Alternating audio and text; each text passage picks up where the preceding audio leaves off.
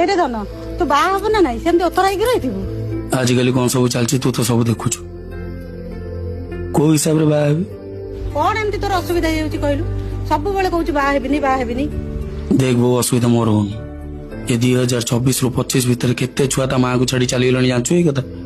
କଣ ଭାବୁଛୁ ସବୁ ଝିଅ କଣ ସବୁବେଳେ ସମାନ? ସମସ୍ତଙ୍କୁ ସେଇଆ ଭାବୁଛୁ? ସବୁ ଝିଅ ଭଲ ଅଛନ୍ତି।